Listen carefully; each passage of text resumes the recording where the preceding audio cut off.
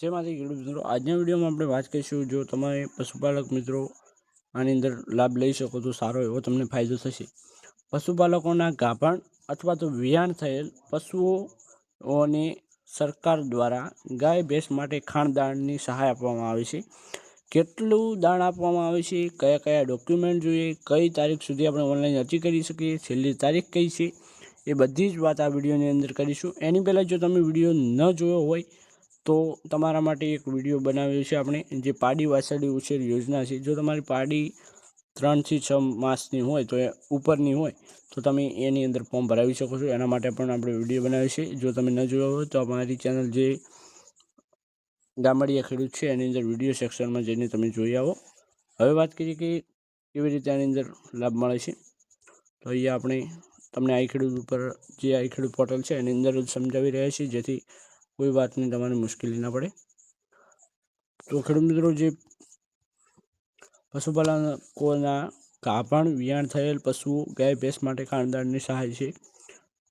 વાર્ષિક પ્રતિ પશુ એટલે કે વાર્ષિક પ્રતિ પશુ પ્રતિ પશુપાલક કુટુંબ દીઠ એક વખત સહાય મળવાપાત્ર રહેશે। ખાસ નોંધ લેવી, એક જ વખત આની અંદર સહાય મળવાપાત્ર રહેશે। રાજ્ય સરકાર શ્રી દ્વારા નિયત થયેલ ખાણદાણના ભાવે જિલ્લા દૂધ ઉત્પાદન સહકારી સંઘ દ્વારા ઉત્પાદિત થયેલ ખાણદાણ વિતરણ કરવાનું રહેશે।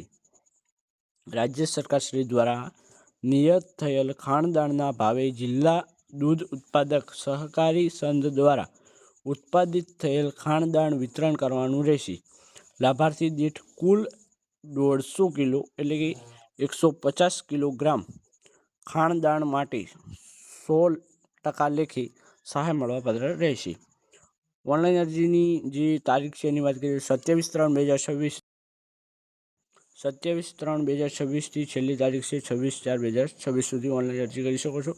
વાત કરીએ કે ડોક્યુમેન્ટની વાત કરીએ તો ખેડૂત મિત્રો આપણે આની અંદર બેક કરીએ, બેક કરશું એટલે હમણાં ડોક્યુમેન્ટની પણ આપણે તમને બતાવી દઈશું, જે ઓનલાઈન અરજી કરતી વખતે તમારે જરૂરી ડોક્યુમેન્ટ છે। તો અહીંયા આપણે જોઈ લઈએ, ચાલો હવે ખેડૂત મિત્રો થોડું લોડિંગ લેશે અને પછી આપણે બતાવશે।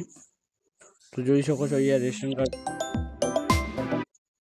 રેશન કાર્ડ સરકાર માન્ય, એક મિનિટ ખેડૂત મિત્રો, જે રેશન કાર્ડ છે ખેડૂત મિત્રો, પછી સરકાર માન્ય ફોટાવાળું ઓળખપત્ર।